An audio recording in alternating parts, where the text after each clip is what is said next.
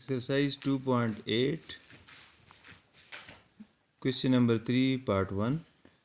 Rational numbers को with respect to multiplication proof करना है कि ये ग्रुप है कि नहीं है और क्या ये एबिलियन ग्रुप है। क्लोजर प्रॉपर्टी में ये है कि दो रेशनल नंबर ले लें। Rational number p by Q form में होते हैं, तो दो p बाई क्यू ले लिए, p1 बाई q1 और p2 बाई q2। क्योंकि ये मल्टीप्लाई के लिहाज से करना है तो हम इन दोनों को मल्टीप्लाई करते हैं और जो आंसर आता है क्या वो रेशनल नंबर है कि नहीं है। तो जब मल्टीप्लाई किया तो नोमिनेटर के साथ मल्टीप्लाई हो गए और डिनोमिनेटर के साथ। तो हमारे पास आ गया p1 p2 divide by q1 q2। अब जो p1 और p2 है ये जो दोनों मल्टीप्लाई हो गए तो p1 भी z में से है और p2 भी z में से है। जब मल्टीप्लाई हो गए तो इसका जो आंसर आता है ये भी z में से हो गया, यानी p1 और p2 बिलोंग्स टू z। और इसी तरह q1 q2 जब मल्टीप्लाई हो गए तो q1 q2, तो q1 q2 भी z में से हैं। तो ये भी z में है, ये भी z में है और नीचे वाला ज़ीरो नहीं है। तो ये जो p1 p2 divide by q1 q2 ये भी एक रेशनल नंबर बन गया। तो इसका मतलब ये है कि रेशनल नंबर क्लोज हैं। तो क्लोजर प्रॉपर्टी सेटिस्फाई हो गई। अभी हम सेकंड प्रॉपर्टी पे आते हैं जिसको कहते हैं एसोसिएटिव प्रॉपर्टी। तो तीन रेशनल नंबर कोई से ले लिए, p1 by q1 p2 by q2 और p3 बाई q3, मल्टीप्लाई कर ले। तो सबसे पहले p1 बाई q1 बाहर रख के और मल्टीप्लाई और ब्रैकेट में रख के p2 by q2 multiply p3 by q3। इन दोनों से आंसर आ गया p2 p3 divide by q2 q3। फिर जब ये p1 बाई q1 इसके साथ मल्टीप्लाई हो गया तो नोमिनेटर के साथ मल्टीप्लाई हो गए, तो आ गया p1 p2 और p3 divide by q1 q2 और q3। ये तीनों मल्टीप्लाई हो गए, ये तीनों मल्टीप्लाई, ये आ गया आंसर। अभी जो ना लेफ़्ट हैंड साइड आप ले ले, तो लेफ़्ट हैंड साइड में जो पहला रेशनल नंबर और दूसरा इनके दरमियान मल्टीप्लाई है और ये ब्रैकेट में है, और मल्टीप्लाई तीसरा रेशनल नंबर बाहर है। इन दोनों को जब मल्टीप्लाई किया तो ये आ गया हमारे पास, और फिर मल्टीप्लाई तीसरा रेशनल नंबर।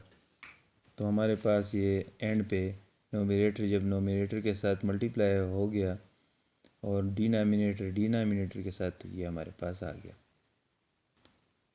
तो ये एक चीज़ जो है ना, तो दोनों अगर आप देखें ये जो लेफ़्ट हैंड साइड से और राइट हैंड साइड से आंसर आ गया, दोनों आंसर सेम हैं। तो इसलिए left hand side is equal to right hand side and associative law is satisfied by rational number with respect to multiplication. अभी आ जाए कि जी इसमें यूनिट जो थर्ड है कि जी आइडेंटिटी है कि नहीं है, यानी यूनिट इसकी जो है ना कौन सी है विद रिस्पेक्ट टू मल्टीप्लिकेशन। तो इन रेशनल नंबर्स वन जो है ना मल्टीप्लिकेटिव आइडेंटिटी है विद रिस्पेक्ट टू मल्टीप्लिकेशन, जो कि रेशनल नंबर के अंदर मौजूद है। वन इसलिए रेशनल नंबर है कि वन के नीचे हम वन लगा सकते हैं, वन को हम लिख सकते हैं 1 बाय 1, तो इसलिए p बाई क्यू फॉर्म में कन्वर्ट हो सकता है, तो इसलिए ये रेशनल नंबर है। तो वन रेशनल नंबर है और वो इसके अंदर मौजूद है। क्योंकि ये आइडेंटिटी क्यों है, क्योंकि अगर 2/3 है हमारे पास, तो इसको अगर हम 3/2 से मल्टीप्लाई करें तो ये कटिंग हो जाती है और हमारे पास 1 आ जाता है, यानी 2/3 का इन्वर्स 3/2 है, मल्टीप्लाई हो गए तो 1 आ गया। लेकिन इन्वर्स की बात हम अगले पॉइंट पे करते हैं कि for each p by q belong to rational number, यानी रेशनल नंबर के अंदर अगर कोई भी आप p बाई क्यू लेते हैं तो there exist q by p belongs to q, यानी q के अंदर एक और नंबर q बाई p भी आपको मिल जाएगा। जिससे मैंने आपको बताया कि 2/3 के लिए आपको 3/2 मिल जाएगा रेशनल नंबर सेट के अंदर, कि जिसको जो उसका मल्टीप्लिकेटिव इन्वर्स है, यानी p बाई क्यू का multiplicative inverse q by p है और दोनों रेशनल नंबर्स के सेट में मौजूद हैं। तो p बाई क्यू का इन्वर्स मल्टीप्लिकेशन के लिहाज से q बाई p है, और ये दोनों अगर मल्टीप्लाई हो गए तो क्या हो जाएगा, जो मल्टीप्लिकेशन के बाद जो आंसर आएगा वो मल्टीप्लिकेटिव आइडेंटिटी आएगी। तो या p बाई क्यू ले ले, q बाई p, या अगर हम x1 बाय y1, हाँ तो ये इन दोनों को, ये इसका मल्टीप्लिकेटिव इनवर्स, तो इन दोनों को आप मल्टीप्लाई कर ले तो p बाई क्यू है और मल्टीप्लाई q बाई p है, तो दोनों के मल्टीप्लिकेशन से क्या होगा, q के साथ कट जाएगा और p के साथ, एंड आंसर आएगा हमारे पास 1। अगर p बाई क्यू इस तरफ लगा ले और q बाई p इस तरफ लगे तब भी 1 आएगा।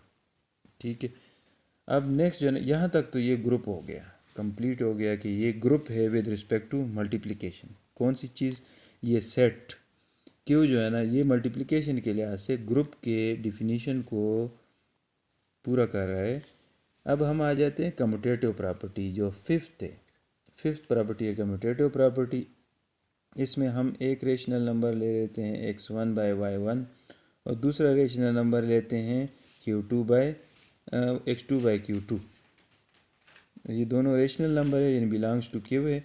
इन दोनों को अगर हम मल्टीप्लाई कर ले तो ये हमारे पास आ जाता है x1 x2 by y1 y2। अब ये जो ऊपर है x1 x2 और ये एक नंबर है जो कि z में, क्योंकि ये भी z में से है, ये भी z में से हैं, तो दोनों के मल्टीप्लिकेशन जो है ना वो भी z में से हैं, क्योंकि z with respect to multiplication क्या है, क्लोज है।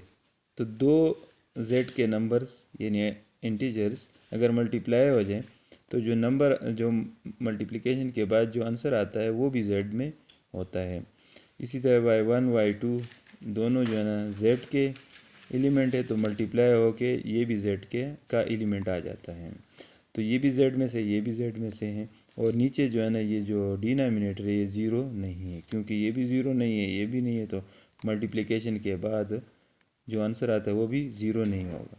तो दिस बाय दिस ये क्या और हैवी रेशनल डिफिनीशन को सेटिस्फाई कर रहा है। अच्छा, अब जो है ना दूसरे साइड पे चले जाएं कि अभी जो है ना पहले हमने x1 बाय y1 पहले लिया था, अभी x2 बाय y2 पहले ले लेते हैं और x1 बाय y1 पहले बाद में ले लेते हैं और इन दोनों को भी मल्टीप्लाई कर लेते हैं, इन दोनों को भी मल्टीप्लाई कर लेते हैं। तो x2 x1 bye y2 y1 ये आ जाता है। अब चूंकि ये x1 और x2 और x1 ये दोनों क्या है, ये इंटीजर्स हैं और इंटीजर्स का जो सेट है वो मल्टीप्लिकेशन के लिहाज से कम्यूटेटिव है। तो x2 x1 को हम लिख सकते हैं x1 x2।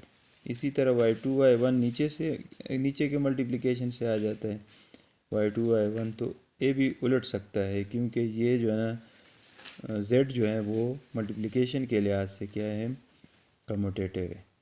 तो इसलिए इससे भी x1 bye x2 by y1 y2 और ये दोनों साइड बराबर हो जाते हैं, तो इसलिए x1 by y1 into multiply by x2 by y2 is equal to x2 by y1 x2 by y2 multiply by x1 by y1, क्योंकि इससे लेफ़्ट हैंड साइड से और राइट हैंड साइड से सेम आंसर आ गए। तो commutative property holds with respect to multiplication for rational number. तो इसलिए जो रेशनल नंबर है वो विद रिस्पेक्ट टू मल्टीप्लिकेशन एक एबिलियन ग्रुप है। अब हम जाते हैं, यही क्वेश्चन सेम चीज़ जो है रिपीट हुई है पार्ट 2 में, क्वेश्चन नंबर 3 में पार्ट 2 में, लेकिन with respect to plus, rational number with respect to plus check कर लो कि क्या ये ग्रुप है कि नहीं। तो रेशनल नंबर को हम लिख सकते हैं एक्स सच दैट इसके अंदर तमाम वो एक्स होते हैं जो p बाय क्यू फॉर्म में लिखे जा सके और q जो है ना ज़ीरो ना हो, और ये जो p है और ये जो q है ये दोनों z के एलिमेंट्स हों, लेकिन लिखे जाएं z ऊपर भी z का एलिमेंट और डिवाइडेड बाय नीचे भी z का एलिमेंट, और जो नीचे वाला है वो ज़ीरो नहीं होना चाहिए, क्योंकि z में ज़ीरो भी है लेकिन ज़ीरो आप इधर नहीं लगा सकते q की जगह पे। अब हम क्लोजर प्रॉपर्टी सेटिस्फाई कर रहे हैं, तो p1 बाई q1 मल्टीप्लाई और p2 बाई q2 दो एलिमेंट ले लिए q में से, इन दोनों को प्लस करें तो जब प्लस कर दिए तो ये आ गया हमारे पास। अब ये जो ऊपर है P1 Q2 ये भी Z में से है और ये भी Z में से हैं, तो दोनों का प्लस भी Z में हो गया। तो ये ऊपर नोमिनेटर Z में हो गया।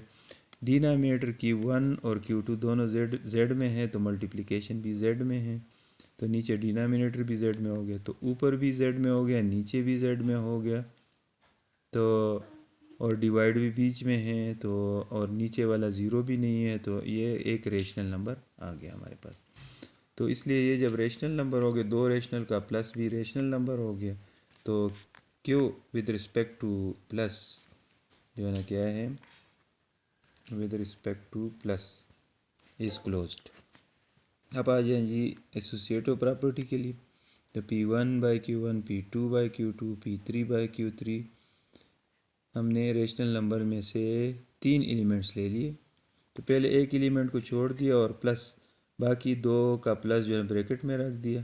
इनके प्लस से ये आता है और पहला एलिमेंट भी बाद में प्लस कर दे, तो जब प्लस हो जाता है तो हमारे पास ये एंड पे आंसर आ जाता है। अब ये आपने ले लिया लेफ़्ट हैंड साइड। अभी राइट हैंड साइड में क्या है कि पहला रेशनल नंबर प्लस दूसरा रेशनल नंबर ब्रैकेट में है और प्लस तीसरा रेशनल नंबर बाहर है। पहले दो का जो ब्रैकेट वाला प्रोसेस है इनका प्लस पहले कर लिया और प्लस तीसरा रेशनल नंबर ले लिया। तो जब प्लस कर दिया तो एंड पे ये हमारे पास आ गया। अगर ऊपर वाले को देखे लेफ़्ट हैंड साइड से जो आंसर आया और राइट हैंड साइड से, दोनों आंसर सेम है, इसलिए लेफ़्ट हैंड साइड और राइट हैंड साइड बराबर हो गए और एसोसिएटिव लॉ हमारा सेटिस्फाई हो जाता है। अभी आइडेंटिटी की बात आ गई तो एडिशन के लिहाज से ज़ीरो जो है ना रेशनल नंबर में आइडेंटिटी है और फोर्थ नंबर पे है हमारा जी इन्वर्स। तो हर एक P/Q जो कि रेशनल नंबर में से एक एलिमेंट है, इसके लिए इन्वर्स -P/Q है। रेशनल नंबर के अंदर एक और एलिमेंट -P/Q भी मौजूद है जो कि इसका एडिटिव इन्वर्स है। तो एडिटिव इन्वर्स यानी P/Q के लिए एडिटिव इन्वर्स -P/Q मौजूद है। P/Q भी रेशनल नंबर में से हैं और -P/Q ये देखिए ये भी तो डिवाइड फॉर्म में है ना, तो रेशनल नंबर Q के अंदर मौजूद है। तो ये प्रॉपर्टी यानी 4 प्रॉपर्टीज़ पूरी हो गई तो ये ग्रुप बन गया। अभी हम कम्यूटेटिव प्रॉपर्टी अगर भी प्रूव हो जाती है तो ये एबिलियन ग्रुप बन जाता है। तो हम ले लेते हैं दो रेशनल नंबर P1/Q1 और P2/Q2 रेशनल नंबर में से। इन दोनों को पहले P1/Q1 प्लस P2/Q2 ले लेते हैं और दूसरी मरतबा हम लेते हैं P2/Q2 प्लस P1/Q1। अब इससे जो आंसर आता है और इससे जो आंसर आता है दोनों आंसर सेम है। देखिए P1, अब इन दोनों को जब प्लस किया तो P1/Q2 प्लस P2/Q1 और डिवाइडेड बाय Q1/Q2 ये आ गया। P2/Q2 यानी ये एलिमेंट पहले कर दिया और ये बाद में कर दिया, फिर प्लस कर दिया तो P2/Q1 प्लस P1/Q2 और डिवाइड बाय Q2/Q1। तो हम इसको यानी प्लस से बीच में तो जगह चेंज कर सकते हैं, तो ये वाला एंड वाला पहले कर दो और पहले वाला एंड पे कर दो। दरमियान में प्लस है, इधर भी, तो ये भी प्लस है, ये भी प्लस है। माइनस हो तो फिर प्रॉब्लम बन सकती है, लेकिन प्लस है। तो अब Q2 और Q1 है। अब Q1 भी Z में से है, Q2 भी Z में से हैं, तो Q2 Q1 जो प्रोडक्ट है उसको हम Q1 Q2 लिख सकते हैं क्योंकि Z जो है ना कम्यूटेटिव है, तो Q2 Q1 is equal to Q1 Q2 है। तो ये हमने इस तरह कर लिए।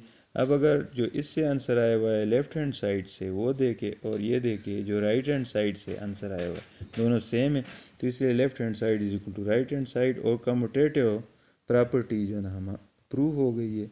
सो rational number with respect to operation plus is an abelian group.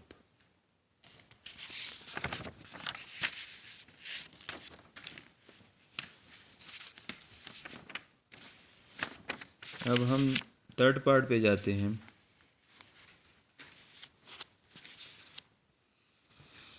Exercise 2.8 में क्वेश्चन नंबर 3 का third part the set of positive rational numbers with respect to multiplication यानी क्यू प्लस रेशनल नंबर वो वाले रेशनल नंबर के जिसके साथ negative sign ना हो, तो क्या मल्टीप्लिकेशन के लिहाज से वो ग्रुप है कि नहीं। ये बिल्कुल उसी तरह ही है जिस तरह पार्ट 1 हमने किया हुआ है, अभी थोड़ी देर पहले कर लिए पार्ट 1 क्वेश्चन नंबर 3 का पार्ट 1। वही तरीका होगा, सिर्फ पी बाई क्यू दोनों यानी पी डिवाइड बाई क्यू को हम तस्वर करेंगे कि वो पॉजिटिव है, तो इसलिए पी बाई क्यू P1/Q1 सारा वही प्रोसीजर है। तो ग्रुप है कि नहीं है, तो बिल्कुल ग्रुप है और इबिलियन ग्रुप है। Question number 3 part 4 set of integers with respect to plus के जी विद रिस्पेक्ट टू प्लस क्या ये ग्रुप है, यानी इसको हम इस तरह लिख सकते हैं कि z जो सेट ऑफ इंटीजर्स है with respect to operation plus is an abelian group. क्यों इबिलियन ग्रुप है अभी चेक करते हैं। क्लोजर प्रॉपर्टी और सेट z जो है ना ये है कि इसमें ज़ीरो हो, राइट साइड पे +1 +2 +3 एंड सो ऑन, और लेफ्ट साइड पे ज़ीरो के -1 -2 -3 and so on. Closure property अगर हम कोई भी इसमें से दो एलिमेंट ले लें उनको प्लस करें तो वो इसके अंदर आ जाता है। तो हमने दो एलिमेंट ले लिए ए और बी जो जेड में से, दोनों का प्लस जो है ना वो जेड में आता है, क्योंकि आप इसमें से कोई दो एलिमेंट ले ले, 2 ले ले 1 ले ले, दोनों को प्लस करे 3, 1 ले ले 0 ले ले, इन दोनों को प्लस करे 1 आता है जो इसके अंदर मौजूद है। -2 और 3 ले ले, दोनों को प्लस करे 1 आता है इसके अंदर मौजूद है। -1 -2 ले ले तो -3 वो आगे जाके मौजूद है। तो इसलिए तमाम एलिमेंट्स पेयर्स लेते जाएं प्लस करें तो जेड के अंदर मौजूद पाएंगे। तो इसलिए कोई भी हमने जनरली दो एलिमेंट ले लिए ए और बी जेड में से, इन दोनों का प्लस जेड के अंदर मौजूद है तो जेड क्लोज हो गया with respect to addition. Associative property with respect to plus हम चेक करते हैं, तो कोई से 3 एलिमेंट आप ले लें जेड में से और ए प्लस करे और बी प्लस सी ब्रैकेट में, फिर राइट हैंड साइड पे ए प्लस बी पहले करे ब्रैकेट में रख के और प्लस सी, तो इधर से जो आंसर आएगा और इधर से सेम होगा। आप कोई से 3 एलिमेंट्स इन एलिमेंट्स में से ले लें और ये आप कर ले तो दोनों तरफ से सेम आंसर आता है। तो इसलिए z with respect to plus satisfies associative property. Identity z with respect to plus क्या है, यानी एडिशन के लिहाज से z के अंदर आइडेंटिटी है 0। इन्वर्सेस क्या है, for each a element a belongs to z there exist additive inverse -a belongs to z, यानी a के कोई भी एलिमेंट a के लिए इन्वर्स है -a जो कि z के अंदर ही मौजूद है, और वो क्या है विद रिस्पेक्ट, ये इन्वर्स किस लिहाज से हैं विद रिस्पेक्ट टू प्लस। तो यहाँ तक ग्रुप बन गया, 4 प्रॉपर्टीज़ पूरी हो गई, ग्रुप हो गया z with respect to plus is a group. लेकिन ये कि कम्यूटेटिव प्रॉपर्टी अगर प्रूफ हो जाती है तो फिर ये एबिलियन ग्रुप हो जाता है। तो कम्यूटेटिव प्रॉपर्टी भी प्रूफ हो रही है, any 2 elements a and b belongs to z, a plus b से जो आंसर आता है और b प्लस a से वो सेम है, इसलिए z जो है ना विद रिस्पेक्ट टू प्लस इस कम्यूटेटिव। आप देखें ना ये कम्यूटेटिव प्रॉपर्टी किस तरह होती है, इसमें से आप कोई से दो एलिमेंट पकड़ ले, यानी मैंने ले लिया -2 और 1 ले लिया, इन दोनों को प्लस करें, -2 इधर और +1 इधर, -1 आंसर आ गया, 1 फिर इधर कर दे और -2 इस तरफ कर दे, तो 1 -2 फिर भी -1 आता है, दोनों तरफ से सेम आंसर आ रहा है। तो इसलिए commutative property with respect to plus z जो है ना सेटिस्फाई कर रहा है, तो इसलिए z with respect to plus is an abelian group. यहाँ पे लिख दे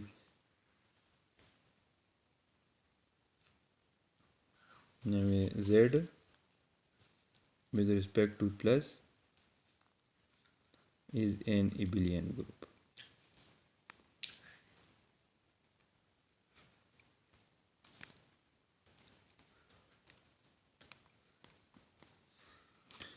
पार्ट नंबर 5 है कि z with respect to multiplication क्या ग्रुप है कि नहीं है।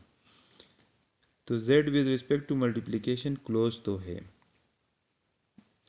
क्योंकि कोई भी दो एलिमेंट्स जो Z में से ले लिए उनको जब मल्टीप्लाई करते हैं तो वो भी Z में मौजूद हैं। मसलन ये सेट हमने लिया हुआ है, इसमें से कोई दो एलिमेंट ले ले, मैंने 3 ले लिया और 2 ले लिया, इन दोनों को मल्टीप्लाई कर ले तो 6 आ जाता है। आगे जाके इसी में 3 4 5 6 आगे मौजूद है। आगे काफ़ी सारे इनफाइनाइट नंबर ऑफ एलिमेंट्स हैं। तो -2 ले ले और 2 ले ले तो -4 आ जाता है, वो इसके अंदर मौजूद है। आगे जाके 0 और 3 ले ले तो 0 आंसर आता है, मौजूद है। तो कोई भी दो एलिमेंट्स अगर उनका प्रोडक्ट ले ले तो वो Z के अंदर मौजूद है, तो Z क्लोज हो गया with respect to multiplication. Associative property भी प्रूव हो रही है। मसलन 3 एलिमेंट्स A B C हमने ले लिए Z में से, तो A छोड़ दिया और B और C को मल्टीप्लाई कर दिया, फिर बाद में A मल्टीप्लाई बाय जो इससे आंसर आ गया वो मल्टीप्लाई कर दिया, ये लेफ़्ट हैंड साइड हो गया। और राइट हैंड साइड में A और B को पहले मल्टीप्लाई किया और जब आंसर आ गया तो C के साथ मल्टीप्लाई कर दिया। तो राइट हैंड साइड और लेफ़्ट हैंड साइड के आंसर सेम आते हैं, तो एसोसिएटिव लॉ सेटिस्फाई हो रही है। और इसी तरह 2 मल्टीप्लाई बाय, इस तरह के 3 नंबर हमने लिए 2 5 और 6, तो 2 multiply by 5 multiply by 6, 5 multiply by 6 से 30 आता है, तो 2 मल्टीप्लाई बाय 30 60 हो गया। 2 मल्टीप्लाई बाय 5 को पहले मल्टीप्लाई किया 10, 10 को 6 से सब मल्टीप्लाई किया तो 60 आ गया। तो दोनों तरफ से आंसर सेम है। अब मल्टीप्लिकेटिव आइडेंटिटी भी Z में मौजूद है जो कि 1 है, यानी मल्टीप्लाई के लिहाज से Z के अंदर आइडेंटिटी मौजूद है। लेकिन Z में मल्टीप्लाई के लिहाज से इन्वर्स नहीं है। जिस तरह देखिए Z में जो भी एलिमेंट आप लेते हैं, जिस तरह -2 ले लिए, तो इसका इन्वर्स होना चाहिए मल्टीप्लिकेशन के लिहाज से -1/2, जो कि नहीं है। इसी तरह -1 का मल्टीप्लिकेटिव इन्वर्स -1/1, ये तो मौजूद है, लेकिन बाकियों के नहीं है। 0 का 1 और 0 नहीं हो सकता, वो तो पॉसिबल ही नहीं है। फिर 2 का 1 और 2 नहीं है, 3 का 1 और 3 नहीं है, 4 का 1 और 4 नहीं है। तो एलिमेंट्स के तमाम एलिमेंट्स के इन्वर्सेस नहीं हैं, तो इसलिए जो फोर्थ प्रॉपर्टी है वो सेटिस्फाई नहीं हो रही है, मल्टीप्लिकेटिव इन्वर्स मौजूद नहीं है। तो इसलिए Z जो है ना, यहाँ तक तो ठीक है, 3 प्रॉपर्टीज़ पूरी हो रही है, तो इसको हम मोनाइट कहेंगे। क्योंकि जो ये फर्स्ट 3 प्रॉपर्टीज़ प्रूव कर, फर्स्ट 2 करे तो सेमी ग्रुप, फर्स्ट 3 करे तो मोनाइट कहते हैं। तो इसलिए Z with respect to multiplication is a monoid. Z with respect to multiplication is a monite.